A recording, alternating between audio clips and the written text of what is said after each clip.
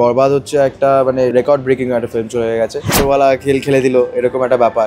আর খুব সুইট একজন মানুষ, যে জিল্লু হয়ে উঠেছে সেটা পিছনে ওনার অনেক হাত আছে। দর্শকরা যেভাবে গ্রহণ করেছে আমাকে আগে কেউ কখনো এরকমভাবে গ্রহণ করেনি।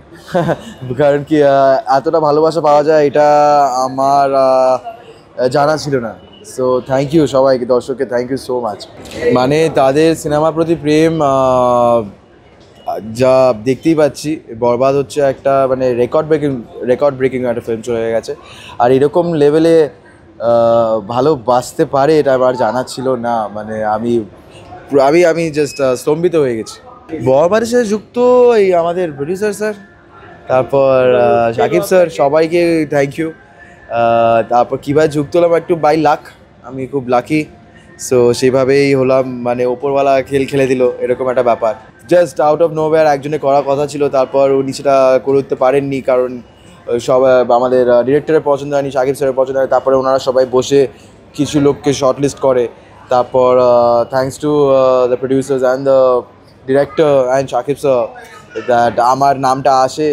আর আমাদের শাহরিন ম্যাম অ্যাপ্রুভ করে। তারপর আমায় ডাকা হয় 7-8 দিনের মধ্যে, আমি তারপরে শুটিং শুরু করে ফেলি। সাম্বারটা যেটা চোখে শাকিব খান কেন নিতাম, মানে এটা তো মানে আমি তো কোনো জায়গায় নেই কমেন্ট করার মতন। আমার মনে হয় একজন মানুষ যিনি 25-26 বছর ধরে একটা নিচে লেগে আছেন, তার উপরে আমি কি মন্তব্য রাখবো, এটা ঠিক হবে না। খুবই নার্ভাস ছিলাম, তো তাই জন্য আমি যেদিন শাকিব স্যার আর আমার একসাথেই শ্যুট শুরু, তো প্রচণ্ড নার্ভাস ছিলাম প্রথমে। তো আমি একটা রিকোয়েস্ট করি ওনাকে একবার দেখা করার জন্য আমাদের এডিট থ্রু দিয়ে। তো সেটা উনি রিকোয়েস্টটা নেন আর আমাকে তারপরে ডাকেন ওনার মেকআপ ভ্যানে। তারপরে গিয়ে আমরা একটু কথা বলি। তো সেটা একটু ওই একটা দেয়াল থাকে না একটা, তো ওটাকে ভাঙার জন্য, কারণ উনিও জানতেন ক্যারেক্টারটা কতটা ইম্পর্টেন্ট। সো ওই জায়গাটা উনি করে দেন। আর খুব সুইট একজন মানুষ। তারপরে উনি খুব মানে আমাকে অনেক গাইড করে দিয়েছেন অনেক সিনে।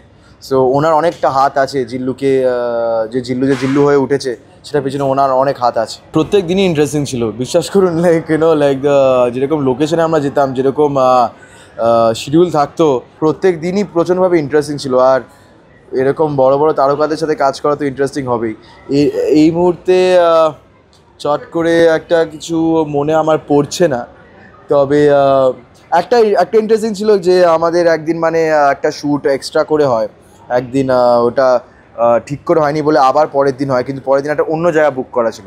তো সেইখানে আমি ওটা আমাদের ইন্ডিয়াতে প্রথমে পুনেতে কাজ করি, তারপর ওইখান থেকে বেরিয়ে 5 ঘন্টা গিয়ে আর একটা জায়গায় গিয়ে ডন, যেটা আরিয়ান মির্জার বাড়ি হয়েছিল, সেইখানে গিয়ে শট দেওয়া হয় 1 ঘন্টার কাজ। আবার তারপরে গাড়িতে 6 ঘন্টা ট্রাভেল করে আবার বম্বেতে এসে একটা শট দেওয়া হয়। তো এইটা মানে একটু হ্যাপা হয়ে গেছিলো, কিন্তু ওটা এরকম ম্যানেজ করাটা খুব ইন্টারেস্টিং ছিল। শেষমেশ আমি গাড়ি চালিয়েছিলাম, ড্রাইভারের অবস্থা খারাপ হয়ে গেছিলো। ওয়ালটন আবারও মিলিনিয়ার অফারে ওয়ালটন ফ্রিজ কিনে আপনিও হয়ে যেতে পারেন মিলিয়নিয়ার। মিলিনিয়ার ছড়াছড়ি দেশ জুড়ে, এটা শুধু ওয়ালটনই পারে।